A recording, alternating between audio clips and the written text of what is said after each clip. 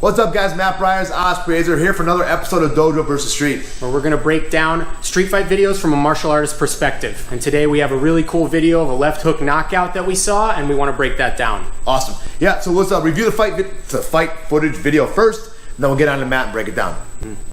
All right, let's start off. Here we go. So we've got Mr. He's already circling his prey. He's already ready to go. This kid. He's keeping an eye on him while he walks around him. It's almost like what you were talking about when you first get in the ring. Yeah. You kind of circle. Like you see right as they're approaching each other, who's going to win this fight. Right. And it's just I don't like smoothness of motion and posture. And right after the first feint, there was that it. There it is. I love that little first feint. It sucks him right in and slides. And then boom. So as he throws that second feint of the right hand, he's loading up the hip, loading up the shoulder. Look at his feet are in perfect position right now. He's shuffled forward with that big left hook. And then immediately throws the right hand because his right hip is now loaded and ready to go for the right hand. And he's right back. And that kid, quick flash KO. I think he woke up on the way down, but didn't want any more after that. Yeah. Thank God that right hand landed, he wouldn't be waking up. Yeah. Bing. Boom, boom. And I tell you, every time he throws that feint, I'm watching in the video. I'm like, did he throw the two? No, he fooled me too. You know, right. Kid's got good footwork, excellent footwork, excellent awareness, excellent feints. A lot of confidence. Definitely has done this before. And even when he throws that right, he's not swinging too wild where he's out of his stance. He's right back into his stance every time he throws a punch. Every time. Yeah, beautiful technique. Nice job, kid. Yeah. All right, cool. So this fight now, we got these two kids who seem to be fighting, and I'll play bad guy because I like playing the bad guy. Sure. So first off, let me get my appropriate stance. So what I loved about this guy was he just came out tall, and I don't know what was up here, hands here, and now we're in a fight. So okay, now go ahead, buddy. I'm in the appropriate stance. I'm in my fighting stance. You are in the appropriate stance. So actually, the first thing I noticed was just how they approached each other and how the kid who got the KO, how he kind of walks this way. It reminds me of the beginning of any MMA fight or any boxing match. Like you kind of size up the ring space, and then you face him and you go. You know, that's the first thing I picked up. Your guy did. I think my guy. Your guy just walked forward. Yep, that's right. He's an expert. This one. So the second thing that we noticed was the feints. Right? Yeah. So the first thing basically that he does once they start looking at each other is this quick feint here. Right. Which sort of lures him in a little bit. Yeah, that's what I thought. So like when Oz gives me that feint and a feint done properly, it's going to give me a reaction, whether it's a movement reaction or a mind reaction. Yeah, he didn't know what to do. And because right after he feinted, he kind of slid away a little bit, started backing up. And he hits that feint. It started kind of draws me in. I'm like and now I'm getting my gazelle neck, getting ready for the knockout. That's right. So that was the first feint, and then there was another small one with the right hand. So he feints here, and then he comes here, and it loads up that left hook, which you'll see that a lot in the gym anyway. We'll throw a right hand to load up the left hook. So big feint, small feint, and he's keeping that low, wide stance, and he's planted on this foot, and boom. All right, so it's feint, boom, boom. And then he follows it up with a big right hand, but the guy was already down. He was already halfway to the ground. I don't know if you guys saw Oz's footwork there, but he's like, even when he was recovering that to get that left hook, there's a little space, you'll see both his legs will come up, and he almost hops into it. Right. So he's keeping his weight low, and he throws that sort of right hand feint, boom, and then so he hops forward, but both feet are still in and planted. Drills it, and then just reloads the other hand. He's not coming up high like this. You know, he's still planted into the ground. Boom. And this is what Oz did too. You saw that other kid's hands was just nice at his right cheek. Back. One of my big problems, I always drop my hand on my hook. And Oz, in this case, you can tell he's fought on the inside a lot.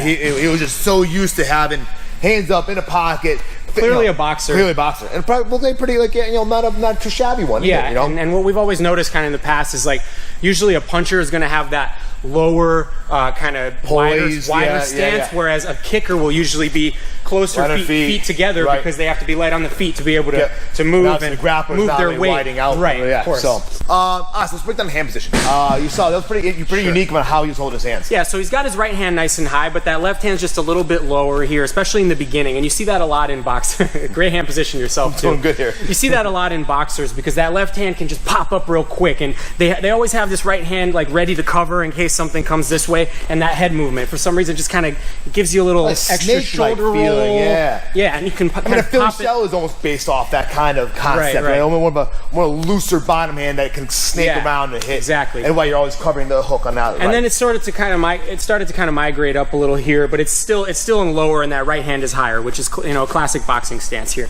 So boom, and then immediately throws the big right hand, and it comes right back to his face right after. Now, my favorite part of the video is my buddy now. Yeah. So now, right as that hook is landing, the best part of the world is coming. So it's like you see the kind of like wanging back his hand and trying to throw something that doesn't even get a chance to land. So he's short, little arm punches, you ain't gonna high stance. There's no body into it, right? So even I was noticing that right hand. So after the hook already starts to drop him, he's throwing that. I mean, thank God that right hand didn't connect too. But he's throwing that right hand. If you watch, he's rooted into the ground, and he pivots, so the hip is in, the whole body is in. It starts from the foot up from the ground and into that punch. Luckily, it didn't connect. Boom, right back, and he was ready, but the guy was already down. Good, nice video. He was completely outmatched. Let's just do on the mitts a little bit and see how we can drill some cross hook combinations. Sure. And play around. All right.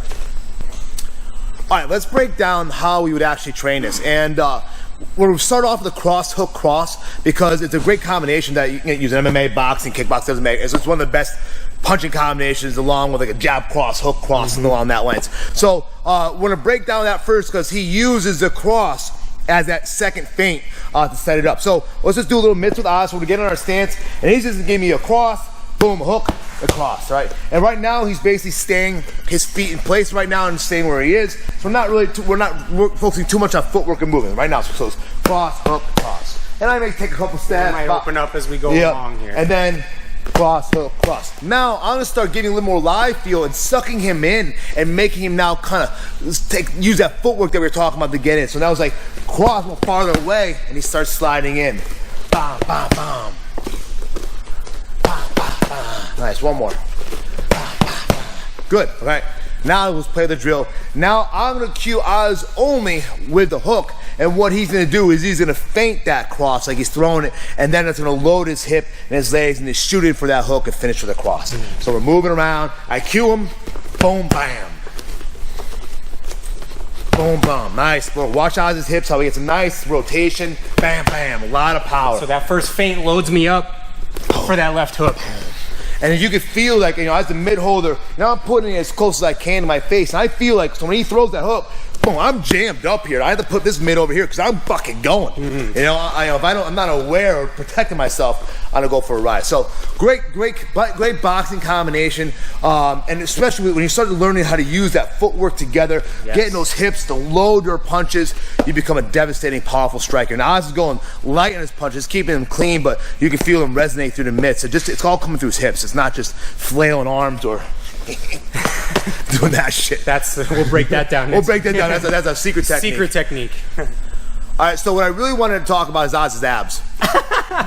Come on, look at that. He's gonna put a lot of work. So what are you doing? Intermittent fasting? What else? I'm on the carnivore diet. I'm intermittent fasting, and I train jiu-jitsu. And other shit. The dude's a fucking beast, man. One of the most strongest dudes in the gym. What's your weight now? 185, 190? No, I'm actually down to 176. Jesus Christ. You have no idea the strength of this dude, but he puts in the work. So, thanks, man. That's it. Thank you guys for watching another episode of Dojo vs. Street. Please comment, like, subscribe. We're always looking for inspiration for more fights that have martial arts footage or boxing or like martial arts techniques in a street fights and whatever. So if you guys, we can offer our martial arts perspective on and really break it down and dissect it. Yeah. So thank you again, guys. Pleasure having you. Perfect. Nice work, brother. Yeah, good shit.